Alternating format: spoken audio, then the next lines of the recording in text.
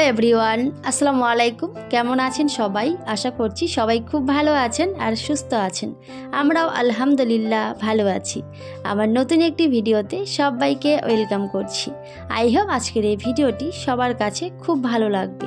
আর যদি ভিডিওটি ভালো লাগে তাহলে শেষ হওয়া পর্যন্ত সাথেই থাকার অনুরোধ রইল। আর আজকে যদি ফার্স্ট টাইম আমার চ্যানেলে ভিজিট করে থাকেন তাহলে প্লিজ আমার এই ছোট্ট চ্যানেলটিকে সাবস্ক্রাইব করে আমার পাশেই থাকবেন, আমাকে ছোট্ট বোন হিসেবে ভালোবাসা দেবেন। আর যারা যারা অলরেডি এই কাজটা করে দিয়েছেন আপনাদের অসংখ্য অসংখ্য ধন্যবাদ জানাই। তো আজকে অনেক সকালবেলা আবির কিন্তু উঠে গেছে, আর ঘুম থেকে উঠে কিন্তু আবির পড়তে বসেছে, কারণ ওর কিন্তু হোমওয়ার্ক বাকি ছিল। কারণ আবিরের যেহেতু 9:30টায় স্কুল, তো সেজন্য কিন্তু সকালে উঠে আগে ওর হোমওয়ার্কটা কমপ্লিট করতে শুরু করেছিল, কারণ ও রাতে কিন্তু হোমওয়ার্ক কমপ্লিট করেনি। তো সেজন্য ওর কাজটা ওদিকে করছিল, আর এই যে আমার কাজটাও কিন্তু আমি এদিকে করে নিচ্ছি। তো আমার প্রথম কাজ আমার এই যে বেডরুমটাকে সুন্দর করে গুছিয়ে নেওয়া। তো আর এইভাবে টান টান করে যদি বিছানাটা দেওয়া না হয় তাহলে কিন্তু মোটেই ভালো লাগে না। আর যতক্ষণ না বেডরুমটা গোছাতে পারছি আমার ততক্ষণ মনে হয় যে সব কিছু এলোমেলো। আর যখন আমার বেডরুমটাকে আমি গুছিয়ে নিই তখন কিন্তু মনে হয় যে না, আমার অনেকগুলো কাজ আমি করে নিয়েছি। তো যাই হোক, আমার বেডরুমটা কিন্তু আমি সুন্দর করে গুছিয়ে নিয়েছি, আর তারপরে চলে এসেছি রান্নাঘরে। তো এই যে এখন কিন্তু গরম জল করে নেব। তবে এখন কিন্তু গরম পড়ে গেছে, কিন্তু আমি এখনো পর্যন্ত গরম জলটাই খাই। আর তার সাথে আমার আবিরের জন্য কিন্তু গরম জলটা দিয়ে দিই, কারণ ওর স্কুলে কিন্তু ঠান্ডা জল একেবারেই অ্যালাউড নয়। তো সেজন্য কিন্তু গরম জল করে রাখলাম, স্কুলের জন্য দিতে হবে। আর তারপরে এই যে বাসনগুলো কিন্তু নিয়ে আসলাম, এখন কিন্তু বাসনগুলো গুছিয়ে নেব। তো এই যে সংসারের কাজগুলো যদি একটু বুদ্ধি খাটিয়ে একটার পর একটা করা হয় তাহলে কিন্তু খুব অল্প সময়ে কাজগুলো কমপ্লিট হয়ে যায়। আর আমরা কিন্তু হাউসওয়াইফরা নিজের সংসারকে অনেকটা ভালোবেসে সংসারের কাজগুলো গুছিয়ে করার চেষ্টা করি, তাই না বন্ধুরা? তো এই যে আমার কিচেন র্যাকটা কিন্তু অনেকেই পছন্দ করে, অনেকে অনেক সুন্দর সুন্দর কমেন্ট করে আমার কিচেন র্যাকটা নাকি অনেক সুন্দর।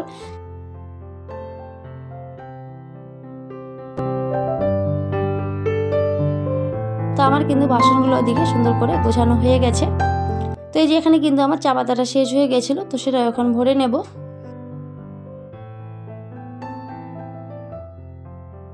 তো এই যে টাটা টি গোল্ড, তো এটা কিন্তু অনেক ভালো একটা চা পাতা। এটা দিলে কিন্তু চাটা অনেক সুন্দর হয়, অল্প দিলে কিন্তু চায়ে অনেক সুন্দর কালার চলে আসে। তো এই যে আমি কিন্তু এখন চা পাতাটা ভরে নেব। তবে আমাদের কিন্তু বেশিরভাগ সময় এই চা পাতাটাই নিয়ে আসে, কারণ যে কোনো জিনিস ভালো জিনিস অল্প দিলে কিন্তু অনেক সুন্দর হয়। তো সেটাই, খারাপ জিনিস অনেকটা না নিয়ে ভালো জিনিস অল্প দেওয়াই ভালো, তাই না? তো এই যে আমাদের কিন্তু বেশিরভাগ সময় এই চা পাতাটাই নিয়ে আসে। তো আমি কিন্তু এখন সবটাই ভরে নিলাম, আর এখন কিন্তু জায়গা মতো রেখে দেব, কারণ আমার রান্নাঘরটা কিন্তু ভীষণ ছোট্ট একটা রান্নাঘর। এখানে যদি আমি জিনিসগুলো এভাবে রেখে দিই তাহলে কিন্তু ভীষণ এলোমেলো মনে হয়। তো সেজন্য কিন্তু সময়ের কাজটা আমি সময়ে গুছিয়ে করে নিই, তাহলে কিন্তু আমার অনেক সুবিধা হয়। তো ওদিকে কিন্তু ভাতটা বসিয়ে দিয়েছিলাম, আর তার সাথে এই যে দুধওয়ালা চলে আসছিল। তো এখন কিন্তু আমি দুধটাও ঢেলে নেব। তবে এটা কিন্তু আমার প্রতিদিনের রুটিন, আধা কেজি করে দুধ আমাকে প্রত্যেকটা দিন দিয়ে যায়। তো সেটাই কিন্তু এখন ঢেলে নিলাম।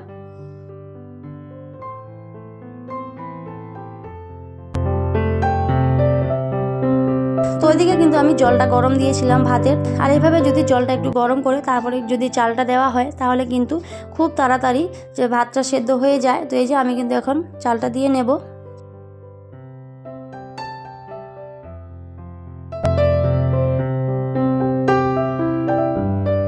তো ভিডিওর এই পর্যায়ে এখনো পর্যন্ত যারা যারা আমার ভিডিওটি দেখছেন কিন্তু একটি লাইক দিতে ভুলে গিয়েছেন, তাদের উদ্দেশ্য করে বলছি প্লিজ একটি লাইক দিয়ে ভিডিওটি কন্টিনিউ করবেন, কারণ আপনাদের এক একটা লাইক কিন্তু আমার ভিডিওগুলো অনেকের কাছে পৌঁছে দিতে ভীষণভাবে হেল্প করে।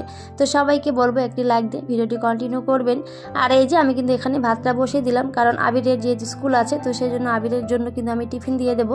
আজকে কিন্তু ভাত দেবো, আর তার সাথে হচ্ছে ডিমের ঝোল করে দেবো। তো সেটাই কিন্তু এখন করে নিচ্ছি।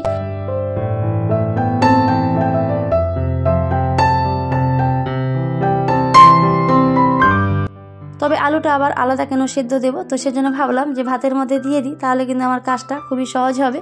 তো এই যে ভাতের মধ্যে কিন্তু আলুগুলো দিয়ে নিয়েছি।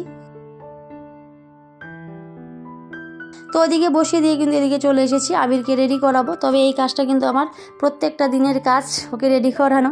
তবে ওকে রেডি করানোটা আমার কাছে অনেকটা টাফ, কি বলবো, এত পরিমাণে দুষ্টু। তবে এখন কিন্তু একটু বড় হয়েছে বলে খুব একটা দুষ্টুমি করে না, তবে আগে ছোটোবেলায় কিন্তু প্রচুর দুষ্টুমি করতো। তো এই যে আমি কিন্তু ওকে আজকে ড্রেসটা পরিয়ে দিচ্ছি।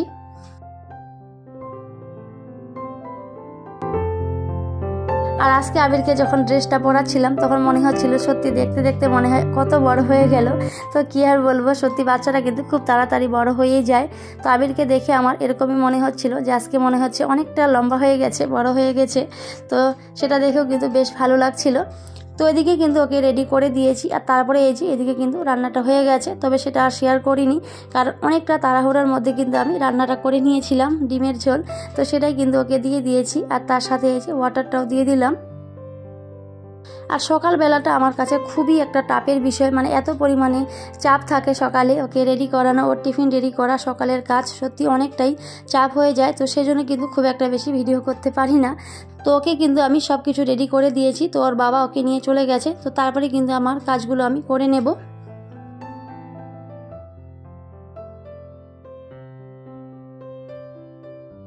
তো এই যে চলে গেছি উপরের রুমে। তো এই যে উপরের রুমের চাদরটা কালকে ধুয়ে দিয়েছিলাম, তবে সেগুলো হয়তো আর গোছানো হয়নি, এমনি রেখে দিয়েছি। তো ভাবলাম যে এই কাজটা আগে করে নিই, কারণ দেখতে কিন্তু খুবই খারাপ লাগছিল। তবে কি আর বলবো, এই উপরে কিন্তু কেউ আসে না, মানে যদি কোনো গেস্ট আসে তাহলে হয়তো উপরে থাকতে দেওয়া হয়, এমনি হয়তো কেউ থাকে না। তো সেজন্য এইভাবে রেখে দিয়েছি। যদি কেউ থাকতো তাহলে হয়তো কালকেই আমি সব কিছু গুছিয়ে রেখে দিতাম।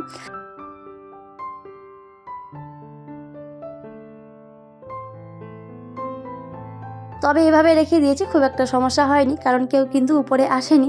তো এই যে আজকে কিন্তু এই কাজটা আগে করে নিচ্ছি। তো এই যে চাদরের উপরে কিন্তু একটা ছোট মাদুর দিয়ে দিয়েছি, কারণ এত পরিমাণে ধুলোবালি পড়ে, আর যে জিনিসটা ইউজ হয় না সেই জিনিসটাতে কিন্তু বেশি পরিমাণে ধুলোবালি পড়ে।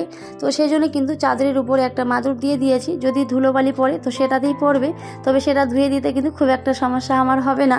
তো আর এই সুতির চাদরটা কিন্তু ধুয়ে দিতে অনেকটাই সমস্যা হয়, তো সেজন্য কিন্তু মাদুরটা দিয়ে দিয়েছি।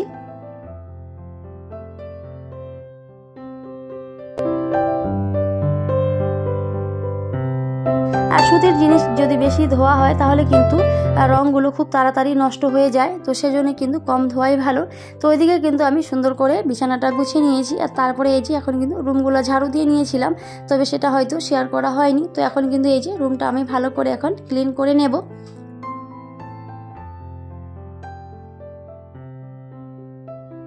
আর এই যে উপরে রুমগুলোতে হয়তো খুব একটা আসা হয় না, সেজন্য কিন্তু প্রচুর পরিমাণে ধুলো হয়ে থাকে। তো এই কাজটা কিন্তু আজকে করে নিচ্ছি, তবে হয়তো বেশিরভাগ সময় করা হয়। তো আমি হয়তো ভিডিওতে শেয়ার করি না, কারণ আমি যেহেতু নিচে থাকি, তো সেজন্য আমার নিচের রুমগুলোরই ভিডিও সবার সাথে শেয়ার করি, উপরের খুব একটা ভিডিও কিন্তু শেয়ার করা হয় না। তো আজকে কিন্তু আমি সব কিছু এখন ক্লিন করে নিচ্ছি, তো সেটা একটু শেয়ার করলাম।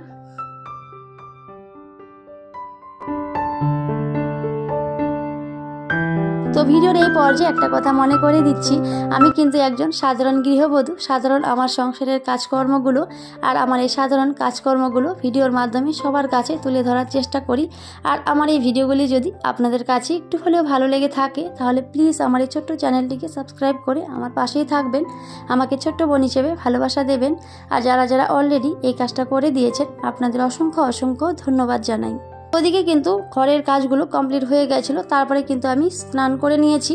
আর স্নান করার পরে এই যে আমি কিন্তু রান্না করতে চলে এসেছি। তো এই যে এখানে কিন্তু আজকে মাংস রান্না করব। তো একবারে কিন্তু আমি মাংসের মধ্যে মশলা দিয়ে একবারে ভালো করে মেখে নিয়ে বসিয়ে দেব। আর এভাবে রান্নাটা করলে কিন্তু খুবই টেস্টি হয় রান্নাটা। তো আজকে কিন্তু এভাবেই রান্নাটা করে নেব। তো আমার শাশুড়িমা কিন্তু আগে এভাবেই মাংস রান্না করতো, সব কিছু একবারে দিয়ে ভালো করে হাতে মেখে কিন্তু রান্না করতো, তবে সেই রান্নাটা কিন্তু খেতে অনেক বেশি টেস্টি। তো আজকে কিন্তু আমি আমার শাশুড়ি মায়ের মতো রান্নাটা করে নেব, তবে অনেক দিন পর এভাবে করছি, জানি না কেমন হবে, মনে হয় ভালোই হবে খেতে। তো এই যে আমি কিন্তু এখানে মাংসটা রান্না করে নিচ্ছি।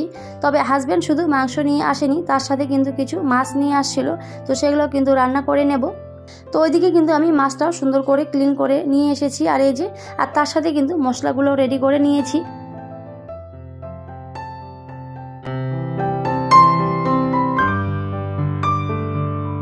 তো যাই হোক, এদিকে কিন্তু আমার মাংসটা রান্না করা হয়ে গেছে, তো সেটা কিন্তু আমি এখন নামিয়ে নিলাম। আর এই যে মাছগুলো এগুলো কিন্তু এখন ভালো করে রান্না করে নেব। তবে হাজব্যান্ড বলেছিল কিছুটা মাছ ভাজা রেখে দিতে, কারণ ও ভাজা মাছ খেতে অনেক বেশি ভালোবাসে। আর তার সাথে আমার আবির, আমি দুজনেই কিন্তু ভাজা মাছটা অনেক বেশি পছন্দ করি।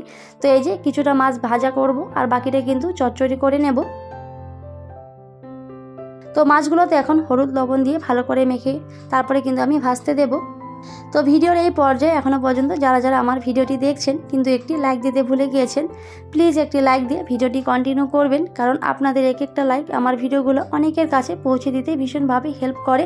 তো সবাইকে বলবো প্লিজ একটি লাইক দিয়ে ভিডিওটি কন্টিনিউ করবেন।